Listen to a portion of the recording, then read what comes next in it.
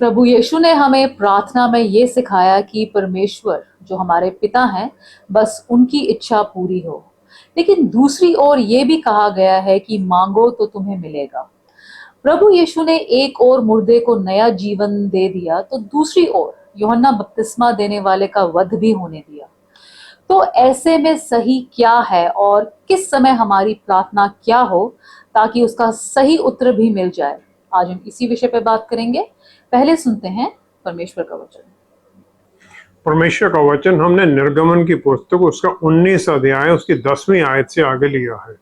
यहाँ इस प्रकार लिखा है, तब यहोवा ने मूसा से कहा, लोगों के पास जाओ और उन्हें आज और कल पवित्र करना, और वे अपने वस्त्र धो लें और वे तीसरे दिन तक तैयार हो जाएं, क्योंकि तीसरे दिन यहोवा सब लोगों के देखते सीनाई पर्वत पर उतर आएगा। और तू लोगों के लिए चारों ओर बाड़ा बांध देना और उनसे कहना, तुम सचेत रहो कि पर्वत पर ना चढ़ो और उसकी सीमा को भी ना छुओ, और जो कोई पहाड़ को छुए वह निश्चय मार डाला जाए। उसको कोई हाथ से ना छुए, जो छुए उस पर पथराव किया जाए या उसे तीर से छेदा जाए, चाहे पशु हो चाहे मनुष्य, वह जीवित ना बचे। जब महाशब्द वाले नरसिंगे का शब्द देर तक सुनाई दे, तब लोग पर्वत के पास आए। तब मूसा ने पर्वत पर से उतरकर लोगों के पास आकर उनको पवित्र कराया और उन्होंने अपने वस्त्र धो लिए। परमेश्वर के वचन को पढ़े और सुने जाने से आशीष हो। आमीन। प्रार्थना करना और उसका उत्तर पा लेना इतना कठिन क्यों लगता है? उत्पत्ति का 3रा अध्याय उसकी 8वीं आयत में हम देखते हैं, परमेश्वर ने आदम और ईव को बनाया और उन्हें अदन बाग का चार्ज दे दिया, अधिकार दे दिया, जो कुछ उसमें था सब कुछ उन्हें दे दिया। और फिर उन्हें डोमिनियन राइट्स दिए हर चीज के ऊपर जो भी बनाया गया था। उन्होंने फिर परमेश्वर ने उन्हें छोड़ नहीं दिया, ना ही उन्हें धरती के ऊपर अधिकार करने के लिए अकेला छोड़ा कि अपने बल से तुम और अपनी बुद्धि से करते रहो।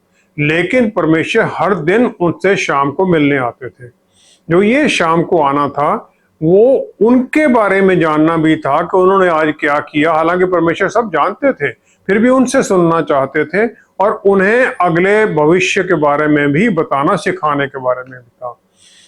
पाप करने के बाद में, परमेश्वर की आज्ञा को ठुकराने के बाद में, आदम और ईव ने पेड़ों के बीच में अपने आप को छुपा लिया। लेकिन वही प्यार करने वाले परमेश्वर से वो छुपे जो उनसे हर रोज मिलने आता था, जो सब कुछ उन्हें दिया था जिसने, क्योंकि उन्हें इस पाप भरे जीवन से निकालना जरूरी था। हम मनुष्यता को निकालना जरूरी था, तो उन्हें, नहीं तो फिर वो अनंत काल तक परमेश्वर से अलग में रहते। इंसान हमेशा के लिए परमेश्वर से अलग जो हो जाता।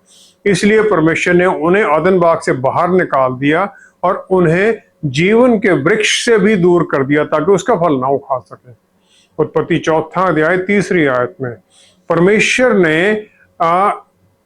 इंसान के नजदीक आना नहीं छोड़ा और उनके लिए रास्ता खोल रखा कि वो अपनी भेंट ले आ सके। और कैन भेंट लेके आया, लेकिन अपनी बेस्ट भेंट नहीं लेके आया वो। उत्पत्ति 6 अध्याय उसकी 8वीं 9वीं आयत में हम देखते हैं, नूह धर्मी पुरुष और अपने समय के लोगों में खरा था। अपने समय के लोगों में वो खरा था और परमेश्वर ने उस समय देखा कि इतना ज्यादा वहां पाप हो रखा था कि यहोवा पृथ्वी पर मनुष्यों को बनाने से पछताया। परमेश्वर इतना ज्यादा दुखी हो गए थे और नूह को 120 साल लग गए वो जहाज बनाने के लिए। जो उसकी डायमेंशन जो परमेश्वर ने दी थी उसके अनुसार उसने बनाया।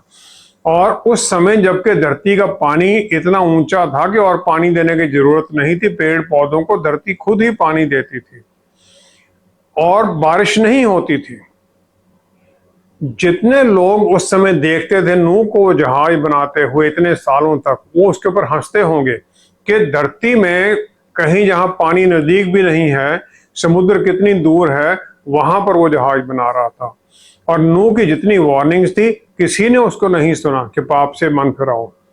और इस प्रकार नूह पहला प्रॉफिट, पहला नबी है जिसने परमेश्वर की वो डिस्ट्रक्शन, नाश होने की जो बाढ़ है उसके बारे में लोगों को बताया। लेकिन उसकी बात और जो बाकी बाद में भी नबी आए, किसी ने उनकी बात नहीं सुनी और बहुत नबियों को तो लोगों ने मार भी दिया। निर्गमन 19 अध्याय 14वीं आयत में परमेश्वर यहोवा का फिर साइनाई पर्वत पर आना, साइनाई पर्वत पर उनका आना, उससे पहले लोगों को तैयार किया गया। उन्हें वार्निंग दी गई कि पर्वत के कोई नजदीक नहीं आएगा, जो अभी हमने पढ़ा भी था। एक बाउंड्री मार्क कर दी गई कि उससे आगे कोई नहीं बढ़ेगा। पवित्र परमेश्वर होली गॉड फिर भी अपने वो गिरे हुए गिरावट में लोगों को मिलने आते हैं, उन्हें गाइडलाइन देते हैं अपने जीवन के बारे में। 10 आज्ञाएं इसीलिए दिए गई ताकि उनके रास्ते के अनुसार लोग जीना शुरू कर दें। निर्गमन 25 अध्याय 8वीं 9वीं आयत में हम देखते हैं परमेश्वर ने मूसा को आज्ञा दी कि मेरे लिए टैबरनेकल बनाओ, मेरे रहने के लिए जगह बनाओ, ताकि परमेश्वर अपने लोगों के साथ रह सके, उन्हें एनकरेज करें ताकि परमेश्वर के साथ एक नजदीकी रिश्ता बना रहे हमारा। निर्गमन 23 की फिर 14 से 17वीं आयत में प्रॉमिस लैंड में भी जाने से पहले परमेश्वर ने ये आज्ञा दे दी कि जो भवन जो बनाया गया है 3 बार साल में कम से कम वहां पर सब लोग आएंगे, इकट्ठे होंगे, परमेश्वर की आराधना के लिए आएंगे ताकि नजदीकी रिश्ता बना रहे। इसलिए कि इजरायली लोगों में आराधना और समझ की जो सूझबूझ है वो बनी रहे, परमेश्वर ने 2 तरह के रिलीजियस लीडर्स को नियुक्त कर दिया। पहला था नबी जो मूसा है, और उसने परमेश्वर के वचन को दूसरों को बताना शुरू किया, परमेश्वर की आज्ञाओं को बताना दूसरों को शुरू किया। दूसरा है प्रीस्ट, उनमें फिर एक हाई प्रीस्ट है जो कि लोगों को परमेश्वर के सामने रिप्रेजेंट करता था, और फिर वो लोगों को आराधना में लीड करता था और उनकी जो ऑफरिंग्स थी, भेंटें परमेश्वर के सामने लेके जाता था। और ये हारून पहला महायाजक था।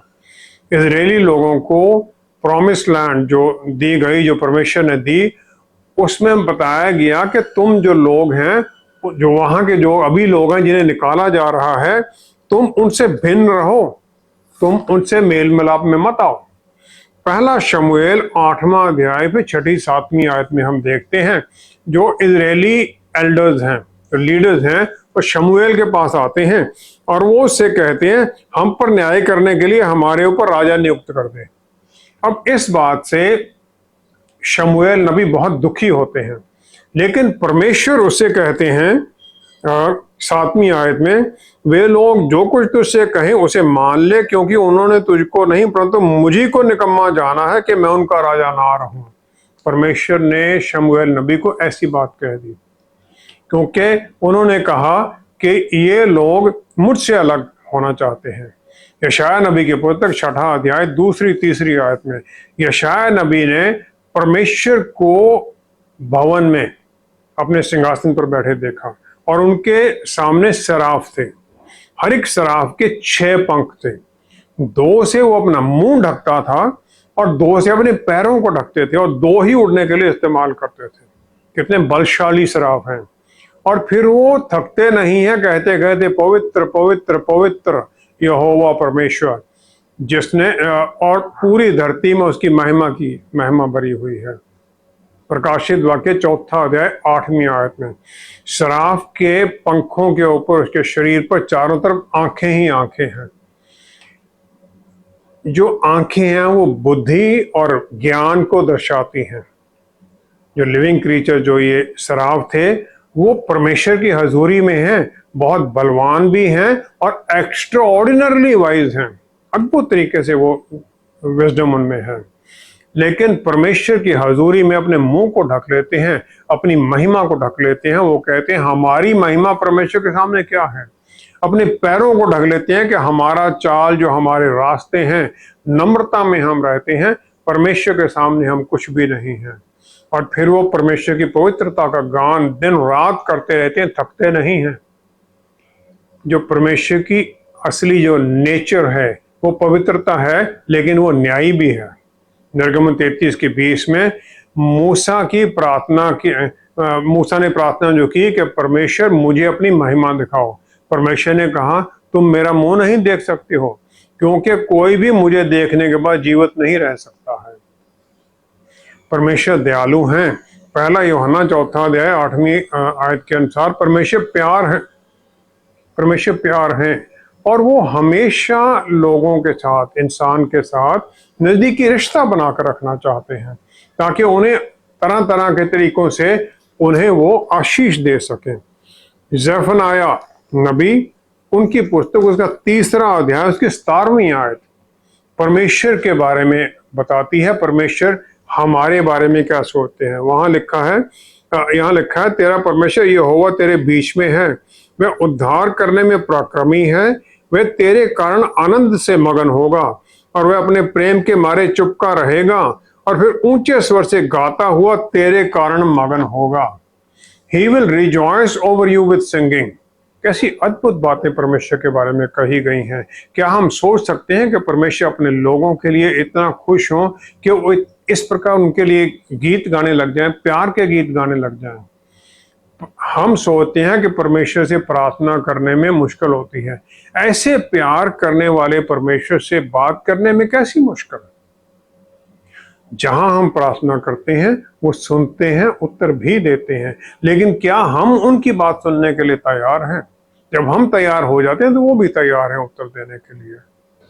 जब परमेश्वर एक पिता होते हुए ये सब हमारे लिए करना चाहते हैं, तो अधिकतर लोगों को क्यों अपनी प्रार्थना का उत्तर नहीं मिलता?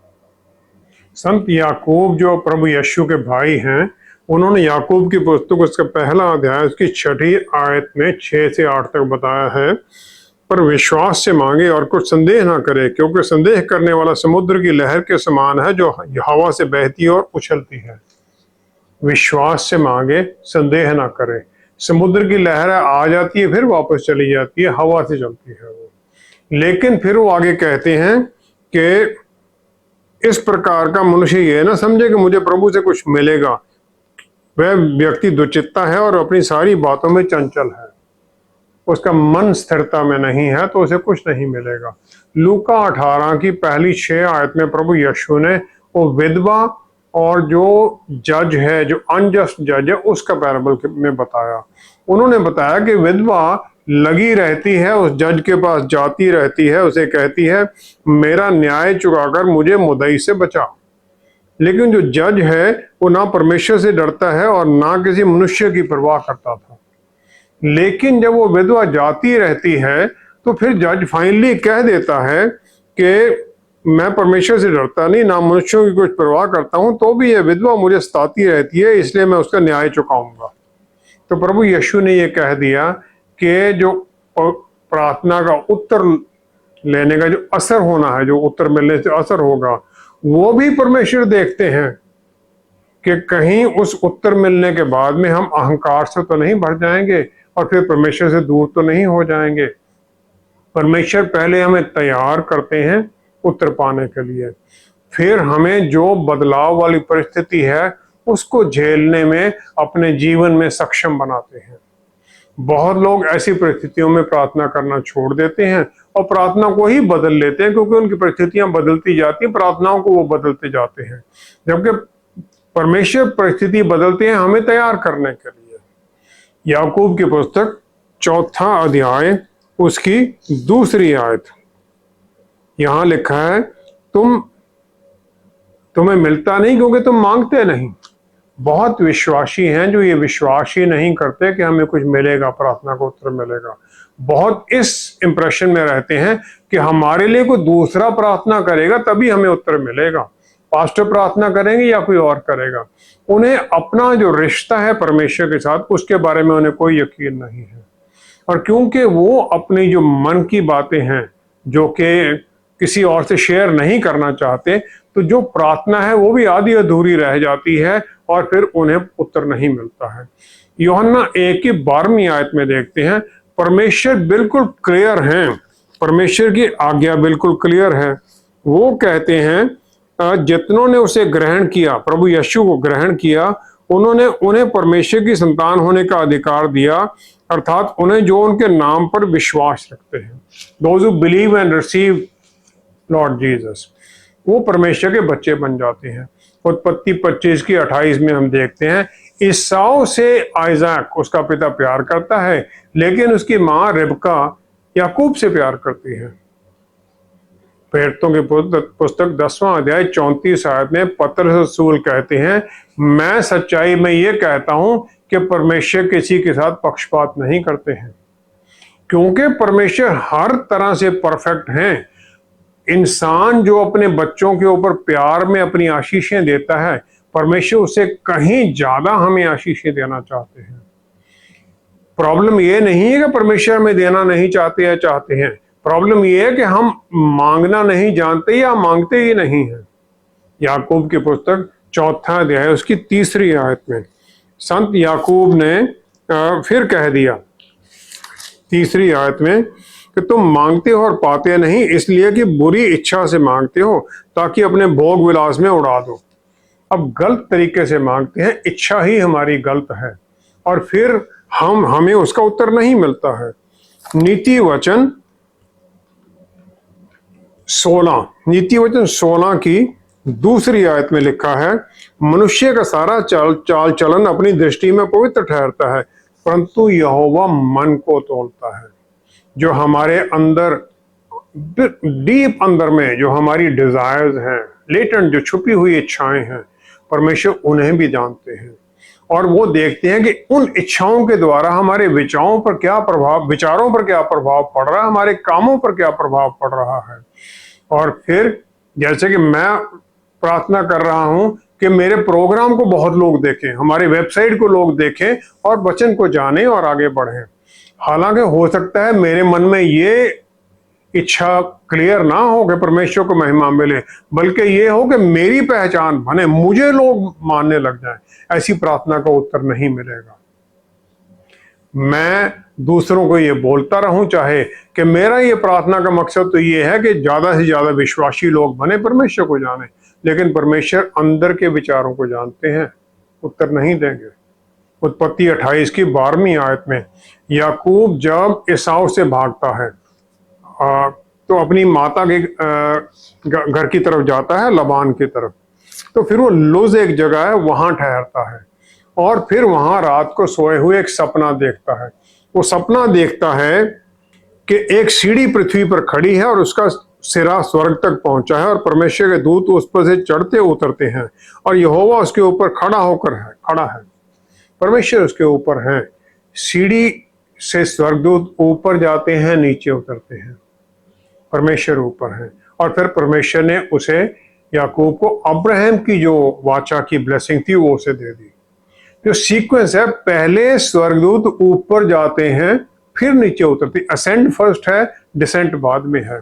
इसका मतलब है पहले वो हमारी प्रार्थनाओं को परमेश्वर के पास स्वर्ग में लेके जाते हैं, फिर उसका उत्तर लेके परमेश्वर से हमारे पास आते हैं और परमेश्वर ऊपर हैं जो कि इस सीढ़ी के ऊपर जो कम्युनिकेशन है इसके ऊपर पूरी नजर बनाए हुए हैं ताकि सब कुछ सही चलता रहे।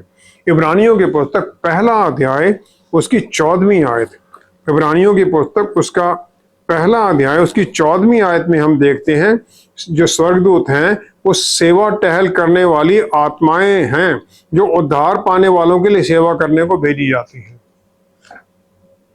उद्धार पाने वालों की सेवा के लिए भेजे जाते हैं स्वर्गदूत, हम सब विश्वासियों के लिए हैं वो।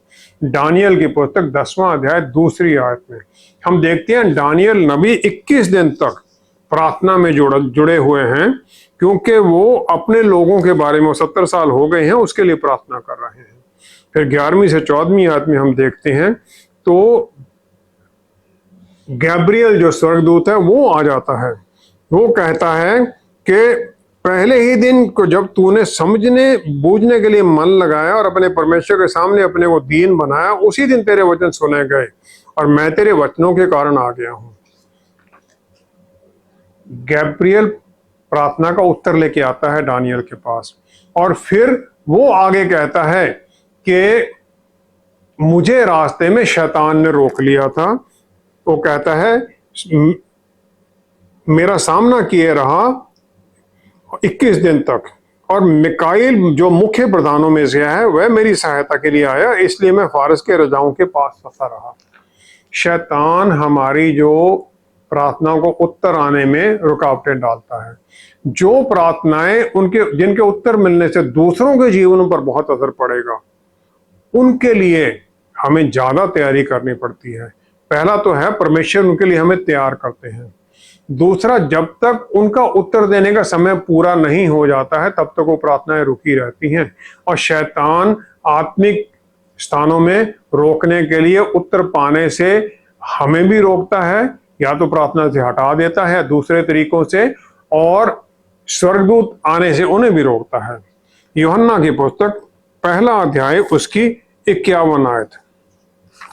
यूहन्ना 1:51 में नथानियल को फिलिप लेके आता है प्रभु यीशु के पास। प्रभु यीशु उसके बोल देते हैं, मैं तुमसे सच सच कहता हूं कि तुम स्वर्ग को खुला हुआ और परमेश्वर के स्वर्गदूतों को मनुष्य के पुत्र के ऊपर उतरते और ऊपर जाते देखोगे। परमेश्वर के पुत्र के ऊपर उतरते हुए और ऊपर जाते देखोगे। प्रभु यीशु वो जो सीढ़ी याकूब ने वहां देखी थी वो अपने आप को जाहिर कर देते हैं कि मैं वो सीढ़ी हूं जिसके द्वारा पिता परमेश्वर से बात की जाती है। बेथेल में वो सीढ़ी थी, अब प्रभु यीशु यहाँ पर हैं, मसीहा हैं। वो अपनी कुर्बानी के द्वारा वो रास्ता खोल देते हैं हम सबको कि हम परमेश्वर के सामने नजदीकी के रिश्ते में चले जाएं, उनके बच्चे होते हुए उनसे रिश्ते में जाएं, और फिर वो इंटरसेसर बन जाते हैं, हमारे पापों को अपने ऊपर ले लेते हैं सलीब के ऊपर, और इस प्रकार स्वर्गदूत उनके ऊपर उतरते हैं और ऊपर जाते हैं। यूहन्ना 14 की 13वीं-14वीं आयत में प्रभु यीशु ने यह कह दिया 13-14 में कि जो कुछ तुम मेरे नाम से मांगोगे वही मैं करूंगा कि पुत्र के द्वारा पिता की महिमा हो। यदि तुम मुझसे मेरे नाम से कुछ मांगोगे तो मैं उसे करूंगा। Whatever you ask in my name, I will do it। वो फिर इस वादे को दो बार ही कहते हैं वो, लेकिन हम उनके नाम में ही क्यों मांगे? उनका नाम कोई पासवर्ड नहीं है जिसके द्वारा ताला खुल जाएगा, कि जिसके द्वारा फिर हम सब कुछ पाने लग जाएंगे। नाम पुरानी सभ्यता के अनुसार किसी के चाल चलन को, चरित्र को जाहिर करता था, और हमारी जितनी प्रार्थनाएं प्रभु यीशु के तरीकों के अनुसार होती हैं, जो उनके प्लान्स के अनुसार होती हैं, प्लान जो हम लोगों के लिए और दूसरी मनुष्यता के लिए हैं, तो वो उनका उत्तर देते हैं। क्योंकि जो शैतान के कामों के साथ मिली हुई है उसका उत्तर रिजेक्ट हो जाएगा, वो नहीं मिलेंगी हमें। यूहन्ना 10:10 में शैतान का काम इस दुनिया में प्रभु यीशु ने बताया वो नष्ट करता है। नष्ट क्या करता है? रिश्ते, जीवन नष्ट कर देता है, धन दौलत छीन लेता है, सामाजिक रिश्तों को नष्ट कर देता है, शारीरिक जो बल है उसे नष्ट कर देता है, और इंसान को इस प्रकार वो खड्डे में फेंक लेता है। जो भी प्रार्थना इस प्रकार नष्ट करने वाली है, किसी का नुकसान करने वाली है, वो शैतान के अनुसार है, और वो किसी दूसरे को ऊपर उठने में सहायता नहीं करती, और परमेश्वर उसका उत्तर नहीं देते हैं। जब हम प्रार्थना करते हैं पहले हमें ये एनालाइज करना जरूरी है कि जो उसका उत्तर आना है उसका हमारे ऊपर क्या असर होगा और दूसरों पर उसका क्या असर होगा। क्या परमेश्वर को उसके द्वारा महिमा मिलेगी? क्या शैतान के कामों में कुछ नष्ट किया जाएगा हमारे प्रार्थना को उत्तर मिलने से? जब ये हम सोचने लग जाते हैं तो हमारी प्रार्थनाएं भी प्रभु यीशु के नाम में उनके चरित्र के अनुसार होने लग जाती हैं, दया से भरी हुई, प्यार से भरी होने लग जाती हैं, और फिर हमारे उत्तर भी मिलने लग जाते हैं। ये पहचान कैसे की जा सकती है कि किस परिस्थिति में परमेश्वर की इच्छा और कब हमारी प्रार्थना के अनुसार उत्तर मिले? ये प्रश्न मानवता को सदा से ही परेशान करता रहा है, क्योंकि ऐसी सिचुएशंस हैं जहां परमेश्वर की इच्छा, पिता परमेश्वर की इच्छा मस्ट पूरी होनी चाहिए, जरूरी है, किसी भी बाकी प्रार्थना को ऊपर चली जानी चाहिए, ओवरराइड कर देनी चाहिए। लूका 22 से 22 की 42वीं आयत में प्रभु यीशु ने गेत्समनी पार्क में प्रार्थना की। उन्होंने कह दिया, हे पिता, यदि तू चाहे तो इस कटोरे को मेरे पास से हटा ले, तो अभी मेरी नहीं परंतु तेरी ही इच्छा पूरी हो। Not my will but your will be done. जो उनकी इच्छा है वो भी परमेश्वर की इच्छा में उन्होंने उसे छुपा दिया है, और जो फाइनल डिसीजन है वो परमेश्वर पिता पर छोड़ देते हैं। दूसरी तरफ जो विधवा और जो जज है, जो अभी हमने पहले भी बात की थी, वो हमें सिखाते हैं कि लगे रहो प्रार्थना में और उसका उत्तर पाने में कोशिश करो। मार्कुस 11 की 24 आयत में प्रभु यीशु ने हमसे ये भी वादा किया है, 11 की 24 में, इसलिए मैं तुमसे कहता हूं कि जो कुछ तुम प्रार्थना करके मांगो तो प्रतीति कर लो कि तुम्हें मिल गया और तुम्हारे लिए हो जाएगा। Believe that you have received it and it will be done for you. You will have that. और ये हमारे विश्वास के बारे ये उसका प्रूफ है कि हमने जो पाल मांगा है वो मिल गया है, हमारी प्रार्थना को उत्तर मिल गया है। लेकिन हम ये दोनों कैसे करते हैं? एक तरफ तो हम उत्तर भी बिल्कुल पाएं और दूसरी तरफ परमेश्वर की इच्छा के अनुसार रिफ्यूजल के लिए भी तैयार हैं कि नहीं, शायद ना ही मिले। ये माना जाता है कि अगर परमेश्वर की इच्छा के अनुसार कुछ नहीं है तो उसका उत्तर देने के लिए उनको बाध्य नहीं है। लेकिन ये जो परमेश्वर प्रभु ने कहा है उसके खिलाफ चला जाता है। कितनी प्रार्थनाएं हैं जो हमारी प्रार्थनाओं में, हमारे मनों में ये विचार चलता रहता है कि परमेश्वर, हम मानते हैं आपका ये वायदा है, आप सक्षम भी हैं, लेकिन क्या आप ये मेरे लिए करोगे? बाकियों के लिए तो किया, कि मेरे लिए भी करोगे? ये हमारे मन में ये विचार चलता रह जाता है। और जब फिर अपने आप को हम परमेश्वर का पार्टनर समझ के प्रार्थना करते हैं कि मैं परमेश्वर का बच्चा हूं, उनका पार्टनर हूं यहाँ पर स्वर्ग राज्य के कामों के लिए, तो फिर हम उनके स्वर्ग राज्य के कामों में और भी कॉन्फिडेंस के साथ करने लग जाते हैं और फिर हमारी उत्तर मिलने की जो संभावना है, विश्वास और बढ़ जाता है। और ऐसी प्रार्थनाओं के लिए जो विश्वास है वो परमेश्वर देते हैं और ये हमारा बनाया हुआ विश्वास नहीं होता है। लेकिन फिर हम दूसरी तरफ परमेश्वर को ब्लेम कर सकते हैं कि आपने मुझे उत्तर नहीं देना था, इसलिए आपने मुझे विश्वास ही नहीं दिया। रोमियो की पुस्तक उसका 8वां अध्याय उसके 27 आयत में फिर पौलुस रसूल इसका उत्तर दे देते हैं। वो कहते हैं, पवित्र आत्मा पवित्र लोगों के लिए परमेश्वर की इच्छा के अनुसार विनती करता है। पवित्र आत्मा परमेश्वर हमारे मन की बातों को भी जानते हैं, परमेश्वर की इच्छा को भी जानते हैं, तो वो हमारे लिए प्रार्थना करते हैं। इस प्रकार मैं परमेश्वर के लिए प्रार्थना करूंगा कि मैं वो हूं जिससे वो प्यार करते हैं और मैं भी उनसे प्यार करता हूं, उनकी महिमा से प्यार करता हूं, उनके चर्च से प्यार करता हूं, उनके क्रिएशन से प्यार करता हूं, मैं सबका भला चाहता हूं। और फिर मैं प्रार्थना करता हूं और विश्वास के लिए, ताकि मैं और भी बोल्डनेस के साथ और बड़ी ऊंची आकांक्षाओं के साथ प्रार्थना करूं कि मुझे उस राजाओं के राजा, प्रभुओं के प्रभु का ब्लैंक चेक मिला हुआ है उनके वादे के अनुसार, मैं उसके में भरूंगा तो मुझे उत्तर मिलेगा ही।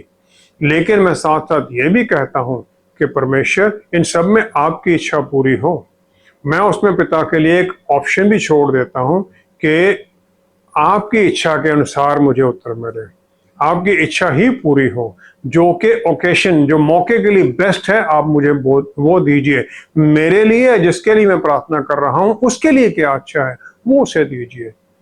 जब मैं इस प्रकार प्रार्थना करता हूं तो परमेश्वर के साथ मेरा रिश्ता और भी नजदीकी का हो जाता है। फिर जो वो ब्लैंक चेक है उसमें जो मैं भरता हूं प्रार्थना के द्वारा, वो पूरा भी होता है स्वर्ग राज्य के बैंक में, फिर वो कैश हो जाता है, उत्तर भी फिर मिलने लग जाता है, आशीषें मिलने लग जाती है, सब कुछ होने लग जाता है। प्रार्थनाएं फिर इस प्रकार हम करना सीखते हैं, परमेश्वर हमें सिखाते हैं और फिर हम विश्वास में बढ़ते जाते हैं। आइए हम प्रार्थना करें।